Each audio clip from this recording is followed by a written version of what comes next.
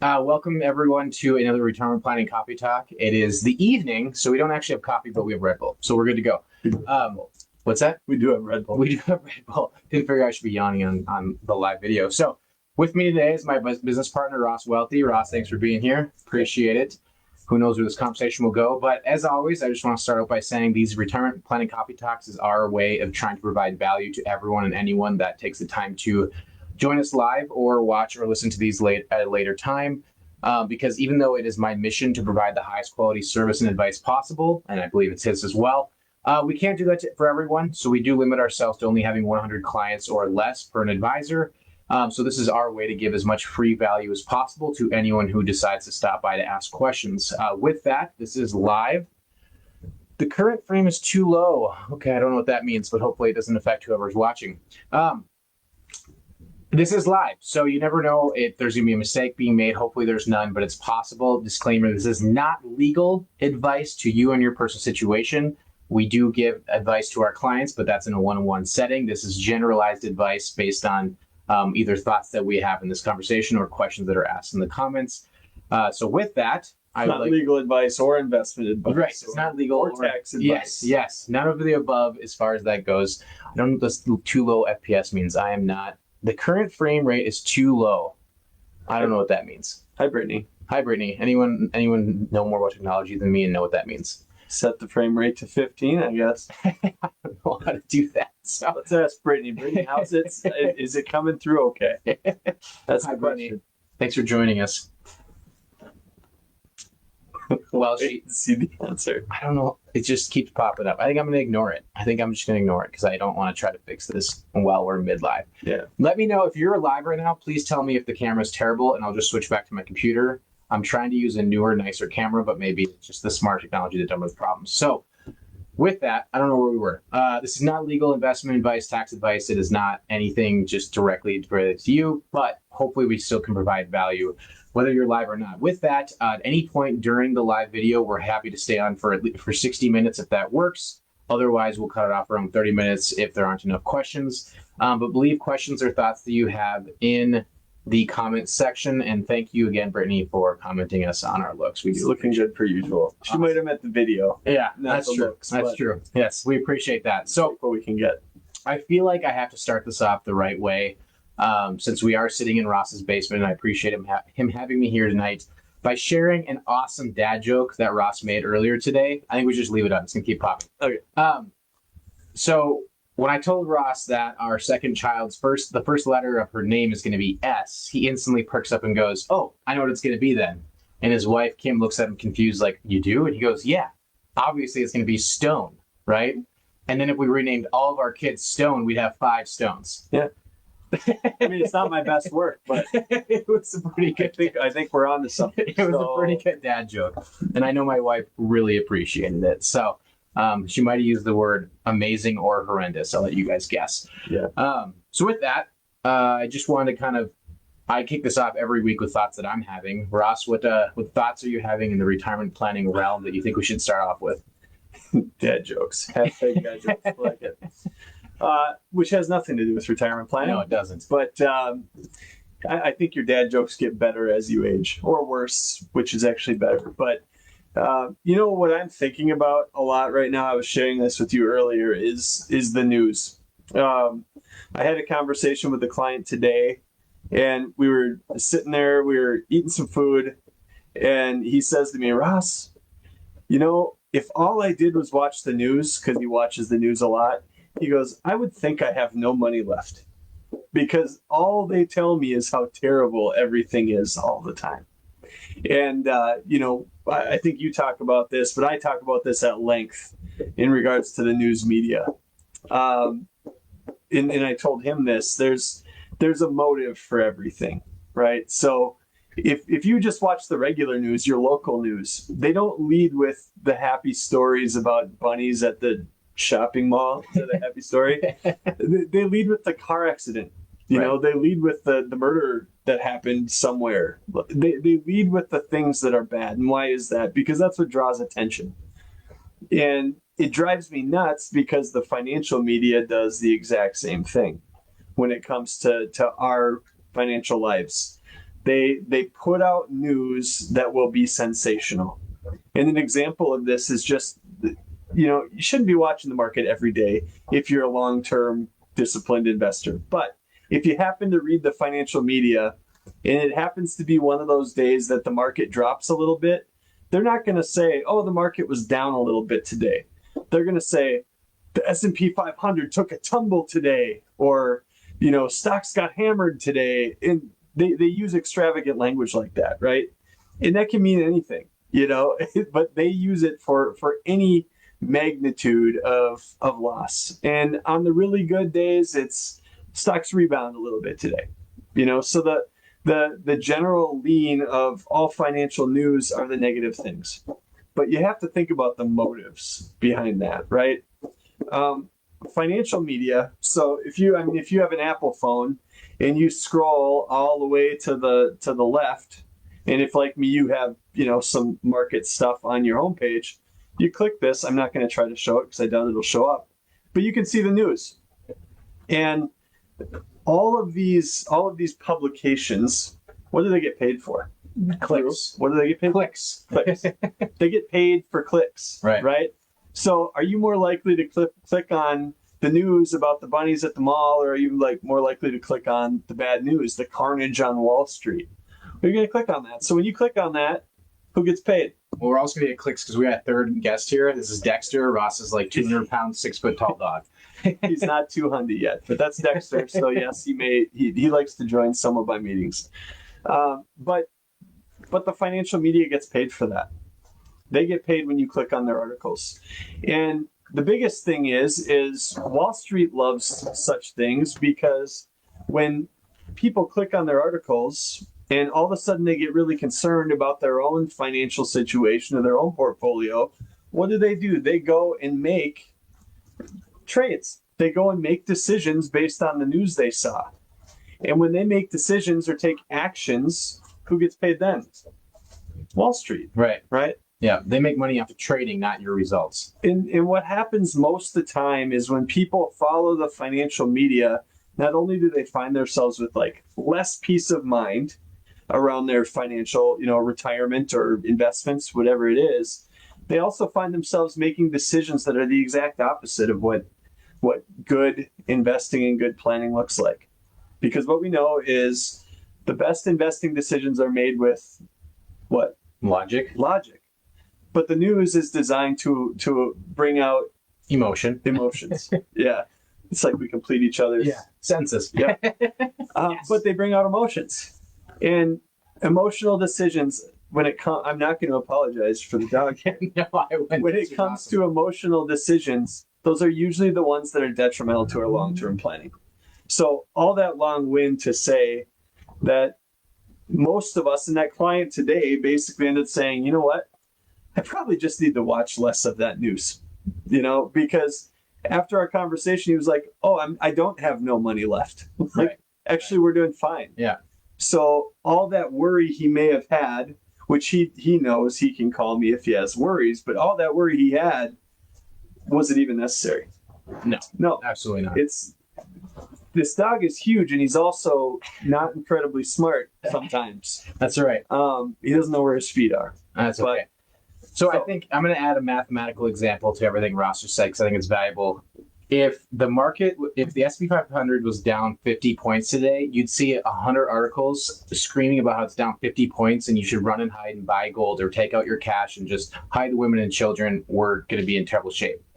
However, 50 points out of 5,000 is 1%. It's actually less than 1%. Yeah. So if anyone said it's down 1%, would you care? No, but they intentionally choose the words they use to scare you, which is what Ross was just talking about. They use the points. Right. And it's all relative. So if 20 years ago you said it fell 50 points or 100 points, that means something completely different than today. Right. Because the market's so much higher today, 20 years later, than it was at that point. And one of my favorite quotes I've heard recently was during the Grant Cardone 10X conference, and one of the investors, who was from Wall Street originally but isn't there anymore, he said that the most successful investment accounts are owned by dead people. because Yeah. they do not react to the market. They don't Yeah. react to the news. They don't react to emotion because they have none. And I think a really cool example, if you don't mind sharing, obviously you don't use words, don't use names, don't use specific anything like that. You have to use words. I'll use some words. You should use some words. But you had a recent example of a client who, about a year and a half ago, when the market was tanking, was told they should get out, be worried, right? Be concerned, maybe transition to cash or gold or whatever be. Can you explain a little bit on the value of one, ignoring then, but also two, what ended up happening with that portfolio now? Yeah, absolutely. So, again, this goes to kind of this. You can use words, don't use names. I'll use words. I think I have to. I'm not very good at communicating without them. So this again goes to this news. So a client who typically catches the news, and they came on as a client right at the beginning of 2022, which for those who remember, 2022 was a difficult year in the stock market, right? For people's equity, for their investments. And there was a point where kind of at what turned out to be the bottom of that year, we had a conversation about all the news and all the things that were concerning. And his ultimate question was, should we just take this time to get out? Should we just get out right now? So to give you some reference, this $700,000 account was at about $550,000, which to those listening might be like, oh my gosh, that's terrible. That's real money, right? Because that's real money. Real money. Yeah, that's not a small amount. There's nuance to all that, but the point is that for those of us who are disciplined, long-term investors, real investors, not gamblers, investors, we know that that's going to happen. So we ended up talking and having this conversation and saying, look, we knew this was a possibility. In fact, when you came on, we talked about that this Murphy's Law says this is going to happen right away. And sure enough, it did. But we agreed that we had provision to deal with this, so we didn't have to panic. And what we did was wait. We just didn't make any rash decisions based on emotion at that point. Well, now fast forward, whatever it's been, 2 years almost, about 2 years since that conversation. And that account is up about $80,000 from where it started. So doing some math on that, that's about a $230,000 swing. Just by turning off the news and saying, you know what? We believe that long term, all these companies we invest in are still going to be trying to bring value to the marketplace. They're still going to try to bring value to their shareholders. Target's not just going to stop stocking their shelves. Amazon's not going to shut down the lights. Apple's not going to quit selling phones and computers. Like, that's not likely to happen. So if we understand that and we have patience, I mean, just the impact of not acting in that situation meant $230,000. Right. Like, that's a big, and that to me is more impactful than any story about some client who happened to get in at the right time and make a lot of money. Right. I have a couple clients that look really smart because they got in on the upswing, right? That's a much more difficult conversation. And I think 2 points you said there that are extremely important to highlight is you said the provisions to plan for it. We know market corrections are going to happen. Yeah. So as long as you have a plan around that and a portion of your portfolio that can withstand that, we can be patient with the rest of it. Without a doubt. And the highlighting the points, right? Going from 700,000 to 550,000 to almost 800,000. Those are massive swings of, if we react emotionally, we never got to ride the roller coaster back up. Yeah. Well, maybe you should find that there was something that we had a while ago about just what everyone talks about. The market does 11% or 10% or whatever number they're throwing out there. But there's a graphic about what that actually looks like. And it never looks like 9%, 9%, 9%. Nobody gets that average. I don't think you have to look it up right now. You can probably post it after. I was gonna say, I don't think I can share my screen. We can reference the numbers if we really wanted to. So I think I'm just gonna say it quick because I know exactly where it is, and then I can post it or share it with anyone who's interested. All right. Is this the one you're talking about? No, that's not what I'm talking about, but that's really good too. Okay, I apologize. So the point of this whole this reference is, and anyone who's met with me knows I've probably said this to you at some point. or use this graphic, but if you had $100,000 in the S&P 500 back in 1993, your 100,000 would have grown to about 300-ish thousand in 2002. Then the bubble market crashed in 2002, as we all know. And if you would have got it at that time, just gone to cash, put your money under your mattress and ran for your life, your portfolio in 2023 would have been worth about 270,000. If you didn't get out at that time and you let it ride, in 2008, 2009, it would have crashed again. And if you would have got out at that time, your 100,000 would be about 223,000 in 2023. If you didn't get out and you kept riding it in 2020, when the COVID happened and the entire world was going to end, we all had to run screaming because all the businesses were going to shut down. There's no way it would come out of that in a positive way. Your portfolio would be worth about 867,000. What they didn't tell you, and what they didn't know, is that the market actually did about 30% the next 3 years through the Ukraine war, through COVID, through a massive inflation. From 2019 to 2023. Yep. If you still didn't react and if you still kept riding it out, that 100,000 in 1995 or 1993 and 2023 would have been worth $1.6 million.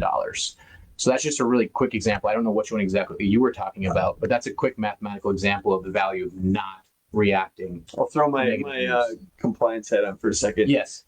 That's the S&P 500. Right. Without nobody actually just owns the S&P 500. Right. Yes. But that's another discussion. But the point is, yes, there's a difference between speculating, which is trying to figure out when is a good time to get in, when's a good time to get out. Should I invest? Shouldn't I invest? Versus that's speculating. That's called speculating or gambling, right? Versus investing, like long-term investing in companies that we all know, the biggest companies in the world, best companies in the world by many standards. Long-term having a belief that they're going to win, and you don't just pick one because that's also a little bit of gambling. You pick a lot of them, right? Because some of them might make it, some of them don't. But to tie a little bow on this around the kind of the news thing as it relates to this is that to date, Armageddon has not happened. Okay? So no matter how bad it seems, Armageddon hasn't happened. This hasn't been the end yet. So, if you think back, depending on your age, what do you think people felt like in, the Great Depression? We had a stock market crash in 1929. Do you think they thought it was done? The world was over? I'm sure they thought that. What about World War II? I guarantee the news was saying it might be. Yeah. What about World War II? Do you think people thought the world's done, this is over, we can't do this anymore? What about the 1970s? Oil lines. There's people lined up for just trying to get gas. Many of you probably remember that.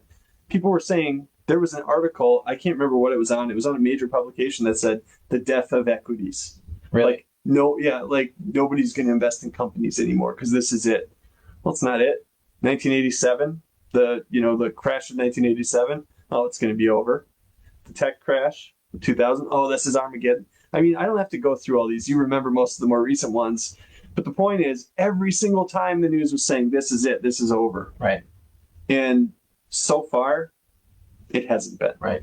I still remember the year 2000, Y2K. I actually asked my parents, is the world actually going to end? I was a kid then, I was obviously younger, but it's amazing what the news can convince you if you let it. But it does. It convinces us. And everything today seems like it's more important than anything else. Right. And that makes sense because we're living in it. But when you zoom that lens out, you zoom it out, even the biggest things today in history become relatively, blips on the radar. Right. People don't really talk about 2008 anymore. Right. It's kind of, yeah. I was 2 years in the business when that happened. I bet you that was huge. It was terrible. A lot of fun conversation. It was really, really terrible. But my point is that if Armageddon happens, if it truly is the end, then none of this matters anyway. Right. Right. In the words of Nick Murray, right? Yeah. None of this really matters anyway. If this the gold you own, the cash under your couch really doesn't account to much. If you better have some good stuff to barter with. Right. So since you tied a bow on that, moving forward, one of my least favorite statements in the history of statements, no matter what the context is, well, this is the way it's always been done. So often people just keep doing what they've always been doing because that's the way it's always been done. That's what their brother did. That's what their parents did. That's whatever. It's just, that's what the company's always done. It's just the way it's always been done. So I'm just going to keep doing it this way. Can you speak a little bit on the value of reviewing where your assets are currently located and just being open to looking at alternative options and what that could mean for you from a retirement planning standpoint?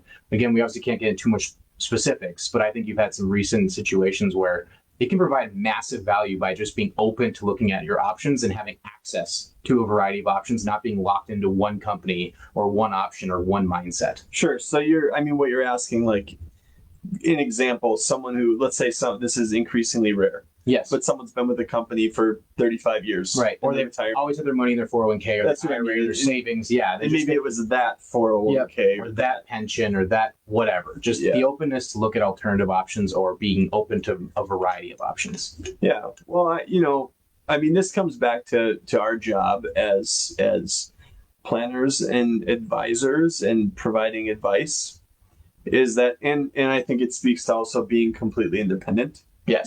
Right. We're not tied to a mothership. There is no 5-stone product. Yeah. We don't have 5-stone. Yeah. There's none of that. Right. There's no mothership telling us what we need to do. But the point of that is that there's no saying that what you always done isn't the right thing. Maybe it is. Maybe that is the thing to do. It's a nice shirt. Sam's Club. Yeah, absolutely. Shirt. Thanks, Stieber. This is from Costco. Yes. The best place to get, now that we're derailed a little bit, thanks for the comment, Stieber. The best place to get like nice golf clothes is off like Sam's Club, Costco, things like that. They're like $20, or you can go buy them straight from the store and they're like 75. Anyways. But see, I'm 40 now. Yes. So like, I feel like that's kind of where I have to shop. It makes sense. Cool with the 40-year-old dudes.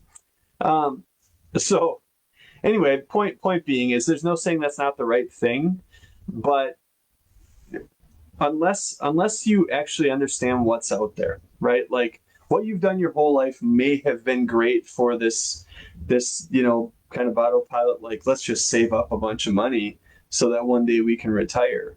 But then you get to this point where you're going to retire. We should talk about that a little bit. That would be next. Yep.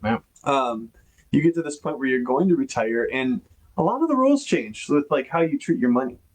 So, there's situations in this. I'm not going to try to get into like any certain type of products or anything, right. but there's things that are designed to help you grow your money, and there are things that are designed to help you distribute or spend your money. And when I don't mean spend your money like they don't spend it for you, I mean give you money to spend when you're in retirement. And oftentimes the difference between the difference between strategies might mean the difference of having $1 million that produces, $50,000 a year in retirement income, or $1 million chunk that produces $60,000, $70,000 a year in retirement income. And there's different levels of guarantees associated with that, depending on how you operate. And part of our job is understanding, like, just because one thing sounds really good doesn't mean that's where all the eggs should go, right? We still have to be smart about this. I guess, in terms of doing what you've always done, your boy Gary Vee, right? Yep. Your big Gary Vee. Yeah. He always says, like, don't be romantic about how you made your money. Absolutely. Right? Yeah. Doesn't he say that? Absolutely, yes. So just because, and he talks about that in terms of entrepreneurship and whatnot, but just because you got there a certain way doesn't mean that there isn't a shift to make that makes your life better down the road. So it's hard to get really specific about that, but from our perspective, it starts by really understanding what is it that you're even trying to do. Right? Like, there's questions we can ask that you might not think to ask yourself. It's hard to ask yourself questions. I ask myself questions that I can't answer all the time. But once you get a grasp on, okay, what are we actually trying to do? So things you were talking about earlier, like, hey, like, what does our budget look like? Right. How much do we need to get from these assets? Do we need anything to come from these? Do we have family that we care about, or organizations that we want to? Right. Do we care about legacy, or do we just want to maximize our income? Yeah. Right. So different things like that. I'm not sure if that's what you're talking about or what you want me to touch on, but I think, like, we have some very specific scenarios going on right now where, we're able to shift what people were doing that was going to, pay them this much. And now we're going with some different strategies that are going to be paying them this much. Right. Or paying them this much, leaving a bunch of extra Right. that they don't have to worry about spending. So I don't know if I can really go into a lot of detail. No, I don't think we should, but I think the whole point is like, by using the mindset, this is what I've always been doing, so I should keep doing it, you might not be in the best situation you could be. And by simply having access to alternative options, you might be able to take the same amount of money and make it 10 to 20 to 30% more effective towards reaching your goals. So that was all I was trying to go with that. Yeah. Right. So, but first and foremost, you need to understand what your goals are and how you're going to execute them. But with that, I think that's a lot of logic and numbers and strategy. I think more importantly than any of that is we can get completely locked up and unable to move or pivot in our lives and in our plans if our emotions do that to us. So can you speak a little bit on the emotions that you feel and that you see when many or most people are nearing, transitioning into, and experiencing retirement for the first time? Yeah. Well, we've experienced this a lot in the last few years, and I'll mention that we've had people retiring in good markets, bad markets, and okay markets, right? So the markets aren't the only determinant of this, but what I've seen just experientially right now is that every time a client retires, there's kind of 3 phases that they go through, probably 4 phases. Like there's the countdown, right? There's the countdown of, oh my gosh, I'm retiring in 1 year. I'm retiring in 12 months. I'm retiring in 6 months, 90 days, 85. And then it goes to days. And then It's like, I'm retiring next week. But right about that time, when we're building up to this and figuring it out, all of a sudden there's this period. So it goes from this excitement of like, oh my gosh, I'm going to do this. So all of a sudden there's some apprehension, like nervousness about the unknown. Because when you think about that, what are we doing? We're going from, when we retire, we're going from doing one thing one way our whole life, kind of going back to this, right? But trying to like put resources away for old us, right? And now all of a sudden we're older us, and we're like going to do the exact opposite. We have to start pulling this out. So we start thinking, oh my gosh, I'm going to stop working. I'm not going to have an income coming in from my employer every month or every 2 weeks or whatever the frequency is. And the first question becomes, is this actually going to work? Like when I retire, is there still going to be money coming in? I have all this money, but is it actually going to show up in my account? So there's this period of nervousness, and it's totally normal. It's almost to a person. As far as my clients who have retired, it's almost to a person where there's this period of nervousness and a little bit of stress around that. Right. I do my best to help with that, but you can't really. It's right. An unknown thing, right? And then there's like this, once they retire, then there's this time where the first checks or the first deposits hit their account. And all of a sudden it's this little breath of relief saying, I'm watching my dog almost knock the light off the table. It's this little breath of relief saying, okay, like money came in. Yeah. That's cool. It does happen this way. Yeah. And it's just this little relief. But it's still, is this going to work? Is the budget going to work? And then almost without fail, I've kind of noticed it's like the 90 to 120 day mark. 3 to 4 months in, I will meet with people kind of in their 90-day retirement checkup kind of thing. And it's a different person that I'm meeting with. I mean, the stress maybe they had from working is gone. And they feel different. They've seen that, okay, this is going to work out. And they feel completely at peace. And now they're like, oh my gosh, what am I going to do? I have a whole bunch of projects I got to do. Like now it's like they're back to living life and figuring out what normal looks like. So I bring that up, or I guess you brought it up, but just to say that we realize all this stuff is emotional. Money, I mean, whether we want it to be or not, money is an emotional topic. Right. Absolutely. And it's totally normal to have those, but also what they say without fail, and this isn't like a plug for us, this is a plug for anyone that can help. Right? Absolutely. We're on the same team. Saying like having somebody who's been through it that can help guide you through it. Most of these clients say like, I don't know how we would have been able to do this the same way without you. And that's not about me. It's just about someone like me, right? Having someone in their corner to help them figure it out. And so I think just, isn't like 90% of our job dealing with emotions? Yeah, basically take emotion and try to accept it, understand it, but also provide logic within it. Yeah. And remind them of the core goal. So I think you're being modest. I think it's definitely about you as a human because you're Well, in most situations it is, but I'm not the only advisor out there. right. No, I genuinely believe is we're all on the same team as long as we're doing what's best for our clients and what's best for ourselves. And I think everything you said there is so impactful. Of we work our whole lives, many of us excited to retire, but in the nervous system, our excitement and nervousness are I think it's the exact same emotion. It is, and that nervousness can almost replace the excitement, and people will almost be white knuckling it the day they retire. So I recently had a client that their retirement plan, when it started depositing in their account, they actually reached out and said, "Hey, it actually came in." And I'm like, "Well, yeah, it's supposed to." And they were like surprised. So they were so used to their whole life getting that check every other week or whatever it was from the place they worked,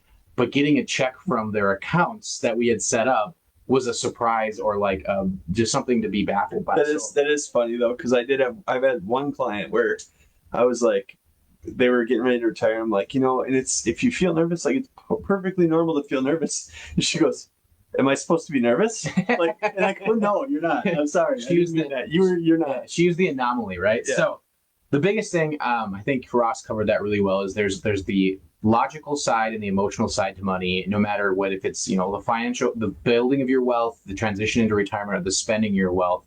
And the number one fear of retirement, I think, still is not running out of money before you run out of breath. Of course. A close second, depending on what website you look at, it might be medical insurance, but that's a whole nother topic that we have to discuss and strategize around. I'd argue they're the same thing, though. Virtually, yeah. Because what's the number one thing that's going to kill your money in retirement? Yeah. Medical, long-term care, yeah, or undisciplined spending, or undisciplined action. So it's 9 o'clock. We've been on here for 30 minutes. Hopefully, we've been providing a lot of value. If you guys have questions, been talking a lot, and we have been talking a lot, but I haven't seen any specific questions. Just some really nice compliments from my wife and a good friend of mine. So about your shirt, about her shirt, right? So obviously, anything about my shirt, yeah, unfortunately. So with that, if you have questions, please put them in the comments. We're happy to answer them. We're happy to stay until 9:30.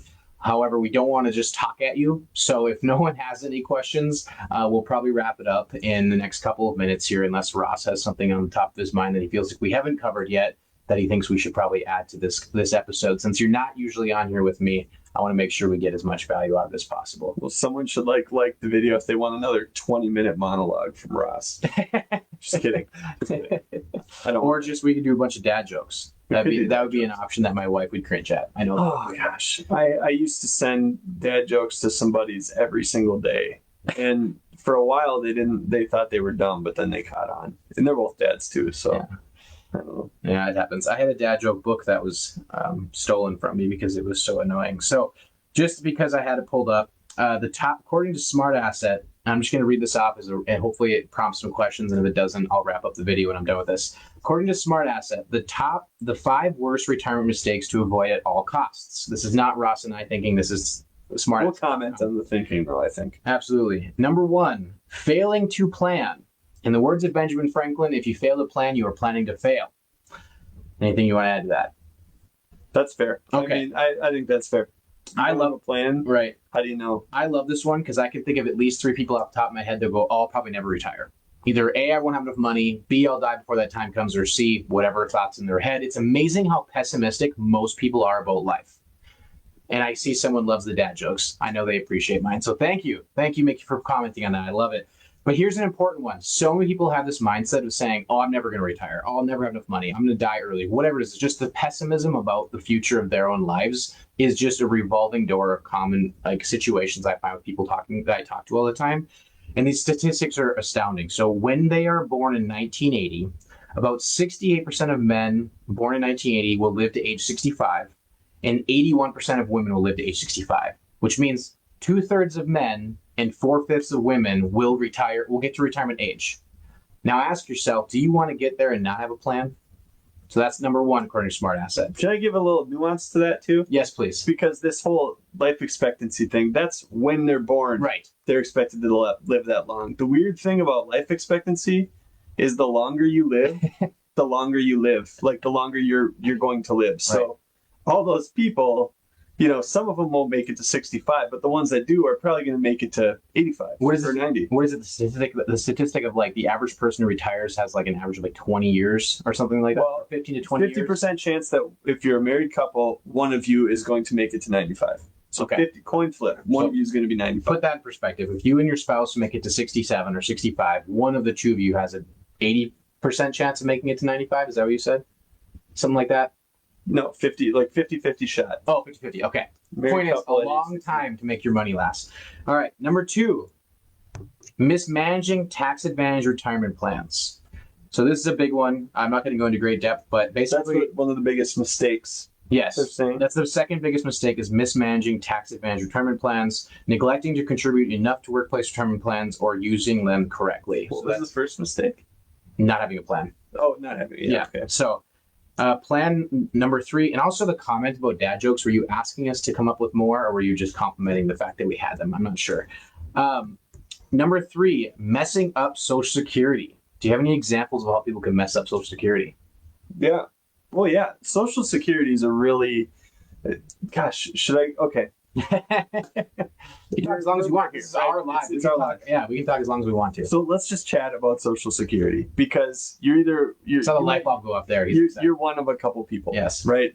You're either thinking, yeah, Social Security, great, whatever. I'm not really planning for it at all. Or you're one of those people who thinks like, there's no way Social Security is even going to be there for me, or Social Security is going away because the news says that it's going broke. Okay. So let's just eliminate all that for a second and just talk about, let's pretend for a second that you don't think those things and Social Security is going to be there to a certain extent. The hard part about Social Security is that if you don't know, you can claim as early as 62 and you can claim as late as 70. That's when you max out. The difference is huge between those two numbers, like 85% difference. But the hard part is that if you were to take Social Security at 62 years old and you happen to live till you're 95, like a lot of people will, my kids will probably live till 100, right? Yeah. But a lot of people will. You've potentially just cost yourself and your family hundreds of thousands of dollars that you could have had if you waited. So that's tough because you could have cost a lot. On the other side of that, let's say you waited till 70 to claim to get your max benefit, but you die at 72. Right.